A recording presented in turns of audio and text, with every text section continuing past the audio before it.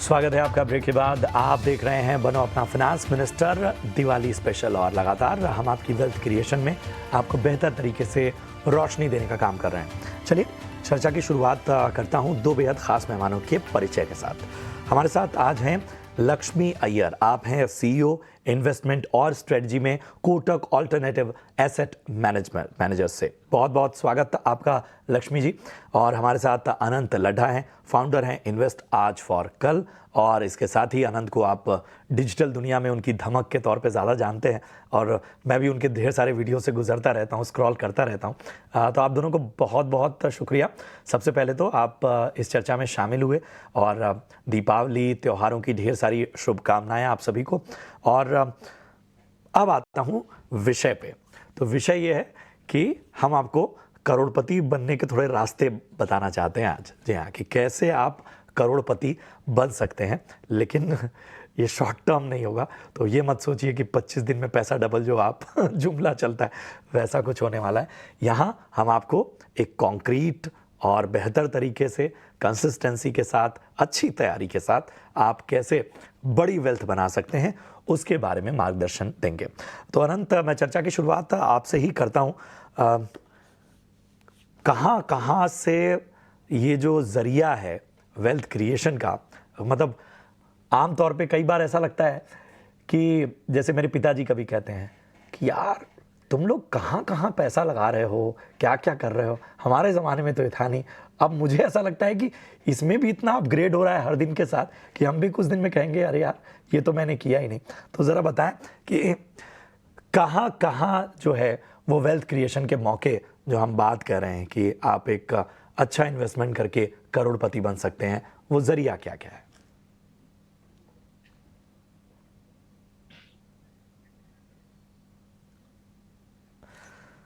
लगता है अनंत प्रशांत जी, मेरे को भी जस्ट आपकी आवाज सुनाई दी है। आई थिंक मार्केट में वॉलिटिलिटी चल रही है और यहाँ पे भी थोड़ी सी वॉलिटिलिटी चल रही थी, बट इट्स एब्सोल्युटली ओके। सबसे पहले आपको अ वेरी हैप्पी दिवाली, हमारे सभी दर्शकों को भी a very happy Diwali. I think हम लोग सिर्फ किस तरीके से पैसा बना सकते हैं और कहाँ कहाँ अपॉर्चुनिटीज है इस पे बात कर रहे हैं, राइट? जी जी जी बिल्कुल। सर मैंने वही देखिए, कहा, मैंने कहा मेरे पिताजी कहते हैं कि यार तुम लोग ये नए ज़माने में कहाँ पैसा लगा रहे हो, काश हमारे ज़माने में होता। अब मुझे लग रहा है कि मुझे भी हर दिन के साथ यही लगता है कि हर दिन कुछ नया अपग्रेड आ जाता है कि अब किसके बारे में सोचा जाए। तो ज़रा बताएं कि जो नए इन्वेस्टर हैं या जो लोग और ज़्यादा अपग्रेड होना चाहते हैं तो उनके लिए मौके कहाँ का है? देखिए सर, लाइफ में हम अपग्रेड होंगे तभी हम अपडेट हो पाएंगे और तभी हमारी वेल्थ क्रिएशन में आगे बढ़ेंगे। आई थिंक बेसिक फाउंडेशन सभी की सेम है, बट तरीके बेटर और इम्प्रूव्ड वर्जन आ चुके हैं। और यहाँ पे सबसे इंपॉर्टेंट होता है कि आपको फाइनेंशियली नंबर्स को आपको पता होना चाहिए। जैसे रूल ऑफ 15 होता है, जो एक थंब रूल है जो काफी लोग याद कर सकते हैं या यूज कर सकते हैं। अगर आप 15,000 रुपए पर महीना 15 साल के लिए इन्वेस्ट करते हैं 15% की एक्सपेक्टेड रेट ऑफ रिटर्न से, तो आप करोड़पति बन जाएंगे। और इसी को आप, मजे की बात यह है कि अगर 30 साल के लिए यूज करेंगे तो आप 1 करोड़ से 10 करोड़ तक पहुंच की आपकी जर्नी आसान हो जाएगी। पर इंपॉर्टेंट आता है कि हमारे पास जरिए क्या क्या है।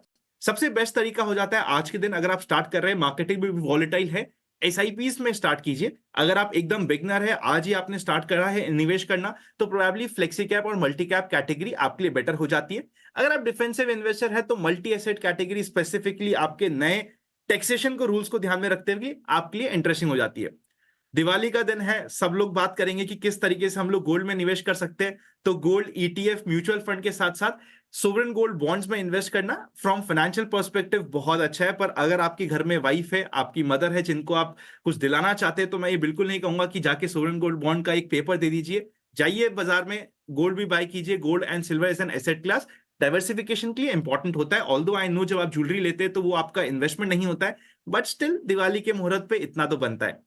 इसके अलावा अगर आप डेट में निवेश करना चाहते हैं तो गिल्ड फंड आपके लिए एक इंटरेस्टिंग कैटेगरी हो जाती है। कॉर्पोरेट बॉन्ड फंड आज के दिन निवेश की जो ब्याज दरें चल रही है, जो इंटरेस्ट रेट चल रही है, उसके अकॉर्डिंग इंटरेस्टिंग ये 3 तरीके आपके पास आ जाते हैं जहां पे आप इन्वेस्ट कर सकते हैं। बिल्कुल। तो बड़े ही फटाफट अंदाज में किस तरह से आनंद ने आपको सारे वो जरिए बता दिए। लक्ष्मी, ज़रा हमें बताएं कि अगर आज आपको अपने किसी नेक्स्ट जनरेशन को या अपने किसी करीबी को, मित्र को, या अपने परिवार के किसी सदस्य को एक बेहतर तरीके से निवेश यात्रा जो आज शुरू करना चाहता है और उसका लक्ष्य बड़ा है, करोड़पति बनना है, उसे अच्छी वेल्थ क्रिएट करनी है, तो आपका रुझान किस ओर होगा? जी, ज़रूर। सबसे पहले सभी दर्शकों को दिवाली की हार्दिक शुभेच्छा। एंड यही मैं इच्छा करती हूँ कि दिवाली में पटाखे छूटे ना छूटे, आपके पोर्टफोलियो में कम छूटे, ये बहुत ज़रूरी है। और इस वजह से ये बहुत ही ज़रूरी हो जाता है, जैसे आनंद ने बताया कि जो लंबी अवधि का निवेश, ये करना बहुत ज़रूरी है। अगर आपको करोड़पति बनना है, अरबपति बनना है, जो भी बनना है, ये बहुत ज़रूरी है। तो आज के माहौल में किस तरीके से आप पैसे लगा सकते हो, 2 चीज़ें हैं। आपको आपका जो फाइनल गोल है, जो आपका डेस्टिनेशन है, चाहे वो 10 साल बाद हो, 15 साल बाद हो, 30 साल बाद हो, वो आपको डेस्टिनेशन के जो गोल पोस्ट है, वो आपको लिखित में करना है। और उसके बाद आपको बैकवर्क करना पड़ेगा कि अगर ये मुझे अचीव करना है इतने टाइम में, तो कौन से एसेट क्लास उसके लिए काफ़ी ठीक रहेंगे और किस तरफ, और उसी तरीके से आपका रुझान वहाँ पे ज़्यादा बढ़ने की संभावना हो सकती है। देखिए, आम तौर पे रूल ऑफ द थंब जो हम कहते हैं, अगर आपको 100 का ₹200 करना है तकरीबन 6 से 7-8 साल में, पिछले 40-45 साल के हमने शेयर बाजार की हिस्ट्री में देखा हुआ है कि ये टाइम की अवधि में आप मोटा-मोटी ये पैसे कमा सकते हो, जो कि कंपाउंडिंग के तौर पे 13 से 15% का कंपाउंडेड एनुअल रिटर्न होता है। और वो आप एक मार्ग अपना सकते हो। वो सबसे अहम एसेट क्लास हुआ, जो कि हम इक्विटीज की अगर हम बात करें, यही चीज अगर आप फिक्स्ड इनकम की तुलना करें, तो वो क्या यही टाइम की अवधि पे इतना रिटर्न क्या कमा के देने की क्षमता रखता है? हमारे हिसाब से वो नहीं है।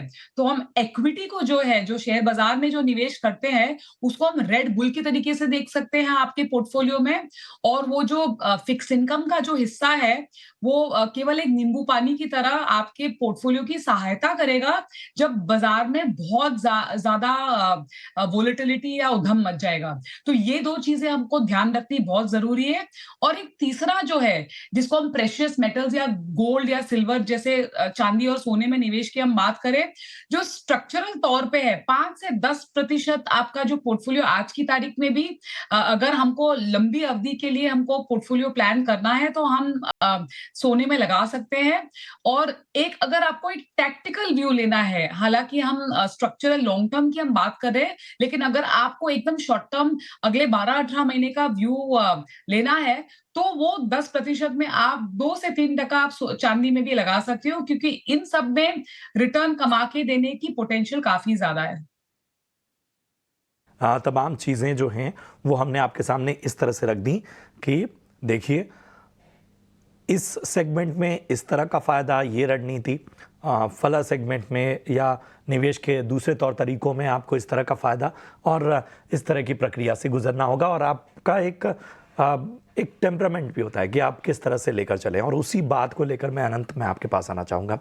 अलग अलग तरह के इन्वेस्टर हैं, लेकिन मुख्यतः अगर मैं 2 तरह के लोगों की बात करूँ, एक जिसमें रिस्क एपेटाइट बहुत है, जो जोखिम लेने को बिल्कुल तैयार है, और दूसरा जो एक ट्रेडिशनल इन्वेस्टर है, जिसे शायद रिस्क से उतना प्यार ना हो, लेकिन अपने पैसों और अपने पैसों की सुरक्षा को लेकर वो ज़्यादा सतर्क है। वो शायद कई बार शायद अपने फाइनेंशियल एडवाइज़र या बाकी चीज़ लोगों को भी ढेर सारे सवालों से बहुत सारी चीज़ें क्लियर कराएगा। तो ज़रा इन दोनों के लिहाज से बताइए कि आखिर निवेश के मामले में इन दोनों का जो नज़रिया है वो इन्हें कहाँ तक ले जा सकता है? सर, आपकी आखिरी लाइन क्या थी? आखिरी लाइन आपकी मिस हो गई। मैंने कहा कि ट्रेडिशनल जो इन्वेस्टर है, जो जोखिम कम लेना चाहता है, वो किस तरह से अपनी निवेश यात्रा को आगे बढ़ाए, कहाँ ध्यान दे, और जो जिसके अंदर रिस्क एपेटाइट ज्यादा है वो अपनी निवेश को। सर, मुझे स्ट्रांगली लगता है इस बार ना, जब तक मार्केट की वॉलिटिलिटी चलेगी ना, हमारे यहाँ पे वॉइस की भी वॉलिटिलिटी चलती रहेगी। So it's absolutely okay. मैं जहां तक आपका क्वेश्चन समझ पाया हूँ, देखिए, अगर आप एग्रेसिव इन्वेस्टर है, तो मैं एग्रेसिव इन्वेस्टर को हमेशा कहता हूँ, एग्रेसिव इन्वेस्टर का मतलब ये नहीं होता कि आप 100% इक्विटी में डाल दो, पर ये जरूर होता है कि आप अपने गोल्स के अकॉर्डिंग इक्विटी, अगर आपका 7 साल के ऊपर का गोल है, तो आप इक्विटी में एलोकेशन 100% भी ले जाओगे, तो आप उसकी वॉलिटिलिटी को झेलने के लिए रेडी हो। More than that, aggressiveness of an investor even depends कि भाई उसका गोल कैसा है। सपोज करते कोई गोल है जिसमें उसको अपनी बच्चे की एजुकेशन के लिए चाहिए, ऑल्दो एज एन इन्वेस्टर मैं बहुत एग्रेसिव हूं, पर वो गोल मेरे लिए बहुत हाई प्रायोरिटी का है। वहां पे ऐसा नहीं हो सकता कि मार्केट में करेक्शन आया हुआ है और मैं मेरे बच्चे को बोल दूं कि चल तू ग्रेजुएशन के लिए फॉरेन जा रहा था तो अब फॉरेन 2 साल बाद चल जाना, वो प्रैक्टिकली पॉसिबल नहीं है।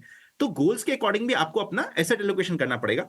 आज के माहौल में देखिए, और मैं ये मानूं कि आपका पैसा 7-8 साल से ऊपर का है और आप एग्रेसिव इन्वेस्टर है, तो अगर आपका पैसा 70% भी इक्विटी में है, आई नो आपको पता होना चाहिए कि इसकी रिस्क प्रोफाइल क्या है, इसमें रिस्क कितना है, तब भी आपका काम चल जाएगा। पर 30% डेट में, क्योंकि कभी भी अपॉर्चुनिटी आती है तो होता है कि मौके में हमारे पास चौका लगाने के लिए पैसे की भी रिक्वायरमेंट होती है। तो अगर आपके पास 30% डेट रहेगा तो बेटर रहोगे।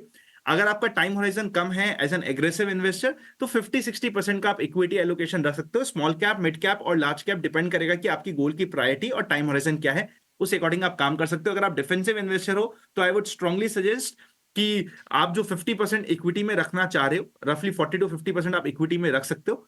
बैलेंस 10-20% आप multi asset as an category या फिर बैलेंस एडवांटेज फंड ऐसे कैटेगरी को आप यूज कर सकते हो, और बाकी आपका डेट में पैसा एलोकेट हो सकता है। ठीक है, तो हर तरह के इन्वेस्टर के लिए अहम सलाह। लक्ष्मी, मैं आपके पास आना चाहूँगा। एक चीज़ जो मैं समझना चाहता हूँ, आप बहुत से यंग लोगों से भी मिलती हैं। एक तो जैसा आनंद ने बताया कि किसी ने कुछ लक्ष्य निर्धारित कर रखा है, कोई गोल निर्धारित कर रखा है, लेकिन मैं बहुत से बच्चों को सुनता हूँ और उनके नज़रिए को समझता हूँ। बहुत से ऐसे बच्चे हैं जो बड़े कम समय में, जिन्होंने मार्केट को समझकर, इस निवेश के तौर तरीकों को समझकर उन्होंने वेल्थ बनानी शुरू कर दी। वो अभी किसी गोल से उन्होंने अटैच नहीं किया है, वो उनको वेल्थ आ रही है, वो उसको एंजॉय कर रहे हैं। तो ऐसे में बहुत कम उम्र में जब आपको, जैसे हम कहते हैं, हमारे बुजुर्ग कहते थे कि देखो भाई, पैसा है तो बचत और बाकी चीज़ें, तो ऐसे जो कम उम्र में वेल्थ बनाना शुरू करते हैं, उनको क्या टिप्स देंगे आप? देखिए, कम उम्र में पैसे कमाना एक गलत बात नहीं है, लेकिन आप एकदम छोटी अवधि में पैसा कमाना अगर चाहते हो तो वहां पे दिक्कत है। तो 2 तरीके के निवेशकों से हमारी मुलाकात होती है, जो कि इस एज ब्रैकेट में, जैसे आपने बताया है, जहां पे उनको पैसा लगाते ही, बगैर वोलेटिलिटी झेले ही उनको पैसे कमाने की लत लग गई है। तो वहां उन इन्वेस्टर्स या उन निवेशकों के लिए हमारी राय है कि थोड़ी लंबी अवधि सोचे। चलो, भले आप बोले कि आपको गोल वगैरह ये समझ नहीं आता या आपको फर्क नहीं पड़ता, लेकिन ये क्यों फर्क नहीं पड़ता ये हमें नहीं समझ आता। बट अगर मान के लीजिए, अगर ऐसी कोई परिस्थिति आए, तो फिर भी आप लंबी अवधि के लिए अगर आप पैसा लगाते हो, जैसे आज के माहौल में जैसे हम देख रहे हैं, बाजार में काफी सारी वोलेटिलिटी हो रही है, और जो पीक से लेके, जैसे ऑल टाइम हाई से लेके आज की तारीख में, भले ही ब्रॉड मार्केट में 6-7-8% करेक्शन हमने देखा है, लेकिन काफी सारे स्टॉक्स में हमने 25 से 30 से कम 40% करेक्शन भी होते हुए देखा है। तो ऐसे वातावरण, ऐसे माहौल में ऐसे निवेशकों का सत निकल जाता है। तो उनके लिए यही राय है कि लंबी अवधि सोचे, और 7 से 10 साल के होराइजन में, पिछले 40 साल की हिस्ट्री में अगर आप देखो, तो शेयर बाजार ने कभी नेगेटिव रिटर्न नहीं दिया है। तो ये गांठ बांधनी बहुत जरूरी है। और जैसे मैंने आपको बताया, होराइजन अगर शॉर्ट टर्म रखोगे तो आप मान के चलिएगा कि इसमें पैसे गंवाने के चांसेस भी काफी ज्यादा होंगे। बस यही उनको राय देना चाहूंगी। बाकी इनकी जो मेंटालिटी है काफी निम्बल है, काफी स्विफ्ट है, इसमें कोई गलत बात नहीं है। लेकिन जो इंस्टेंट ग्रेटिफिकेशन वाली बात होती है, वो आपको इंस्टाग्राम में मिल सकता है, लेकिन आपको शेयर बाजार में बिल्कुल नहीं। अहम बात आपने कही। और एक संक्षेप में आंसर मैं चाहूँगा आपसे, अनंत। जैसे हम कंज्यूमर ट्रेंड को पकड़ते हैं ना, कंज्यूमर बिहेवियर को पकड़ते हैं, तो हमें ज़रा बताइए कि ये जो नए ज़माने के नए इन्वेस्टर हैं, ये इन्वेस्टर ट्रेंड्स, ये इसमें क्या बदलाव देख रहे हैं आप? तो मैं देखता हूँ कि बहुत सारे इवेंट्स में घिरे रहते हैं यंग इन्वेस्टर्स से। कोई अच्छा आनंद के साथ दिक्कत है? कोई नहीं, चलिए ये सवाल कभी और हम पूछ लेंगे। और फिलहाल कुछ तकनीकी दिक्कत की वजह से अनंत तक हमारी आवाज़ नहीं पहुंच पा रही है, लेकिन बहुत अच्छी चर्चा रही। अनंत और लक्ष्मी जी, आप दोनों का बहुत बहुत शुक्रिया हमारे साथ इस चर्चा में शामिल होने के लिए, और तमाम जो तौर तरीके हैं इन्वेस्टमेंट के वो बताने के लिए। तो इस चर्चा में इतना ही। एक ब्रेक के बाद आपके सवालों को शामिल करेंगे, हमारे साथ एक खास एक्सपर्ट भी जुड़ेंगे। बने रहिए हमारे साथ।